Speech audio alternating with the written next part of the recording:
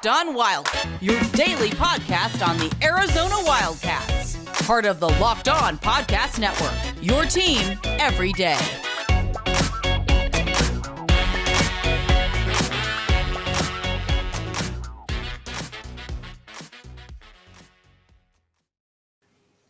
Thanks for listening to the Locked On Wildcats podcast. I am your host, Mike Luke. Thanks for tuning in. Happy Monday to everyone. Thanks for making this your first listen of the day. All right, let's get right to it. Christian Koloko has declared for the NBA draft. Now, a lot of people are saying, I'm not surprised. I'm not really surprised either, but here's where I think it's a little bit different in that let's compare and contrast Ben Mathurin to Christian Koloko right here. Ben Mathurin is declaring for the draft, knowing full well that no matter how much he slides, he's going to be a first-round pick. He's that good. Everybody knows it. And when you're a first-round pick, you get a certain amount of money that comes along with that. You become a millionaire. Christian Koloko is probably going to be a first-round pick, but unlike Ben Mathurin, he is certainly not promised that. And when you're not promised that, that means that you're taking a chance right there, because a second-round pick is not a first-round pick, and that you don't get the money. You don't get guaranteed money. Now, there's a lot of second-round picks that have spent a lot of time in the NBA. I mean, heck, you could look at different Arizona guys. I mean, look at a Gilbert Arenas right there. Probably the best U of A pro. He was a second-round pick. He left early, obviously. But Koloko, I thought, had a lot to gain by coming back. I don't believe that a guy like Ben Mathurin had a ton to gain by coming back, being that if you're going to be a lottery pick, I mean, what, are you going to improve your standing 5 spots? I mean, that's, the returns are negligible at that point. Where if with Christian Koloko, he's got more than that late first, early second round potential. He really does, because he is probably the best defensive big man in the country. And if he's not, he's right there. And he's right there knocking on that door, because he can guard a wing. He can also guard a big man. And his shot blocking presence is natural, obviously. So defensively, he's good. You wish he was a little bit stronger, but his length, his timing will more than make up for most of that stuff. The problem, though, is on the offensive side of the ball. Now, he's improved a ton from last year to this year. In that last year, offensively, he couldn't hang on to anything and generally got pushed out of the low post, was basically never really a presence, showed some potential, but was really never a presence. In the NBA, unless you're a Joel Embiid or a Nikola Jokic or somebody along that line, there's 2 different ways that you basically fall into stuff. You're a rim runner, which basically means that you run up and down the court, you catch alley-oops, you catch dunks, you catch whatever the case may be. Or you're a spread the court guy.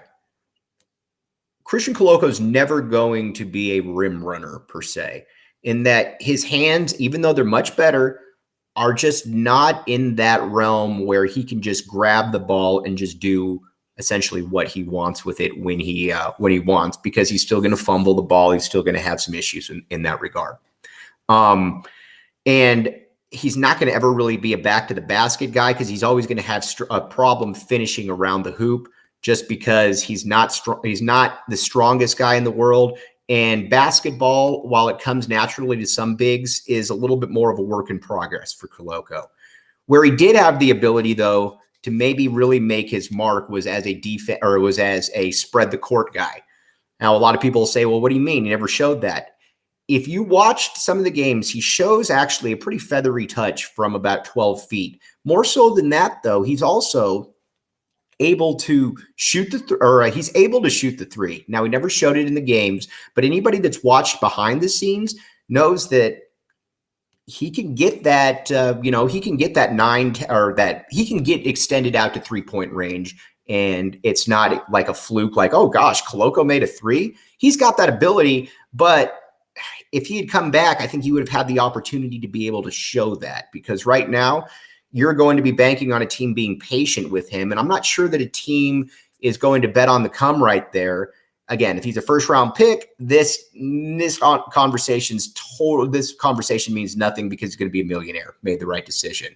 I just don't know that he's a lock to be that. And I think if he had come back to Arizona and showed that he could shoot the three-point shot, maybe get a couple of those per game, I think all of a sudden then you start looking at a mid-first, maybe even a little bit higher, because his role in the NBA would be set at that point. You wouldn't have to be able to, extrapolate it out.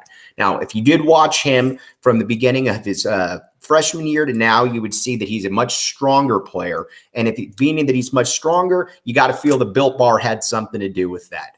Built Bar is, and our good friend John Schuster, like the blueberry muffin. I think that's fantastic.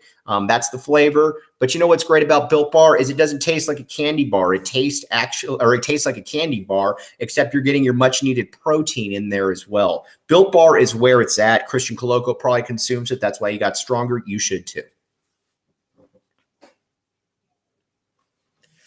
Thanks for keeping it locked on Wildcats. All right, now let's talk about what this means for Arizona sports or Arizona hoops going forward.